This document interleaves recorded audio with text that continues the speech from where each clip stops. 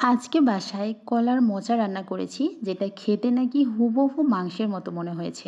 সবাই এমনটাই বলেছে যে এটা খেয়ে বোঝার উপায় নাই যে এটা মাংস খাচ্ছি না, কলার মোচা খাচ্ছি। তো এই সহজ আর সাধারণ একটা রান্না আপনাদের সাথে শেয়ার করব। খেতে কিন্তু ভীষণ মজা লাগে। এই রান্নাটা করার জন্য আমি কলার মোচা নিয়েছি, আর উপরের যে কিছু অংশ থাকে এটা আমি অন্য রেসিপি বানানোর জন্য রেখে দিয়েছি, আর ভেতরের যে নরম অংশটা থাকে শুধু এই অংশটাই নিয়ে নিয়েছি।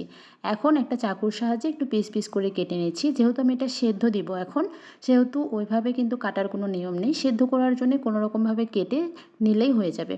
নিশ্চয়ই দেখে বুঝতে পেরেছেন যে আমি কলার মোচাটা কিভাবে কেটে নিয়েছি। এখন এগুলোকে আরেকটু ভালো করে ধুয়ে নিচ্ছি, নিয়ে চুলায় একটা প্যানের মধ্যে দিয়ে দিচ্ছি।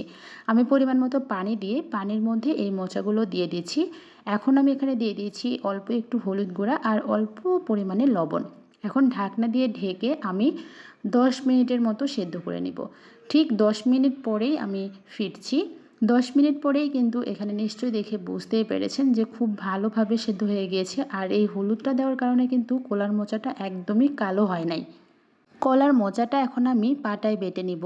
এটা আমি অফলাইনে করে নিয়েছি, কারণ সবগুলো একসাথে দেখাতে লাগলে দেখা যায় ভিডিওটি অনেক বড় হয়ে যায়, তাই আমি এটা অফলাইনে করে নিয়েছি। এখন এই বেটে রাখা কলার মোচার মধ্যে দিয়ে দিচ্ছি 3টা ডিম।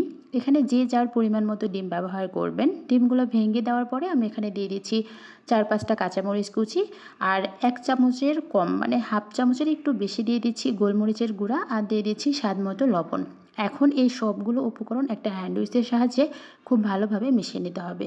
কলার মোচার এই কফতা কারি রান্না করার জন্যে এই উপকরণটা কিন্তু খুব ভালোভাবে মিশিয়ে নিতে হবে। যত ভালোভাবে মেশানো যাবে রান্নাটা কিন্তু ততটা পারফেক্ট হবে।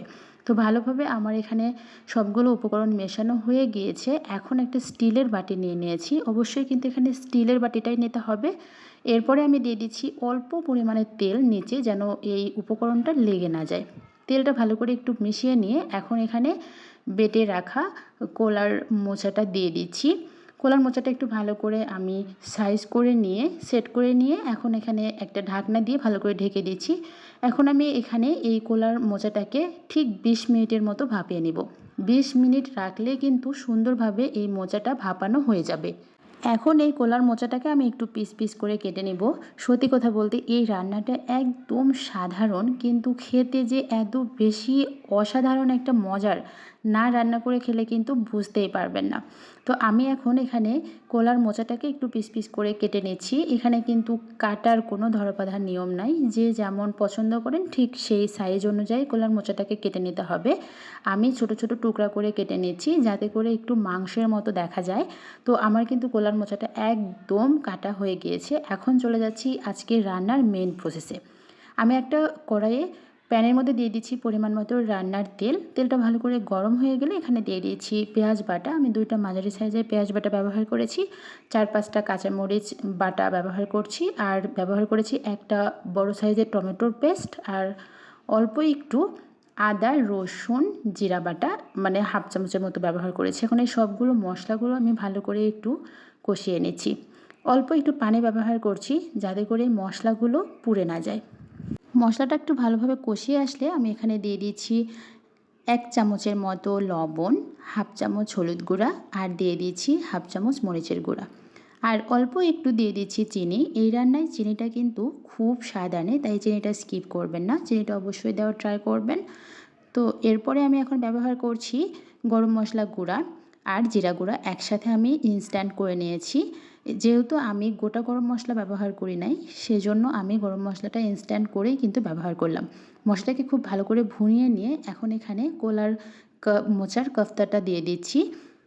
কলার মোচার কফতাটা দেওয়ার পরে আমি কিন্তু বেশিক্ষণ কষিয়ে নিব না, 3 থেকে 4 মিনিটের মতো কষালে হয়ে যাবে। প্রথমে কিন্তু আমি খুব ভয় পাচ্ছিলাম যে এগুলো ভেঙে যাবে কি না, কিন্তু পরে দেখলাম যে না, ভেঙে যায় না। যেহেতু আজকে ফার্স্ট টাইম রান্না করছিলাম, তো ভালো করে কষিয়ে নিয়ে আমি ঝোলের জন্য পানি ব্যবহার করেছি। পানিটা দিয়ে আর 7-8 মিনিটের মতো রান্না করলেই কিন্তু রেডি হয়ে যাবে এই কলার মোচার ভীষণ স্বাদের কফতা কারি। এই রান্নায় কিন্তু ঝোলটা একটু কম হয়, একটু গ্রেভি গ্রেভি হলেই ভালো লাগে। তো আমার রান্নাটা কিন্তু একদম কমপ্লিট হয়ে গিয়েছে গরম ভাতের সাথে সার্ভ করার জন্যে। তো সবাই একবার এরকমভাবে বানিয়ে খাবেন, দেখবেন ভীষণ ভালো লাগে। তো সবাই ভালো থাকবেন, ইনশাল্লাহ দেখা হবে নেক্সট কোনো ভিডিওতে। আল্লাহ হাফেজ, আসসালামু আলাইকুম।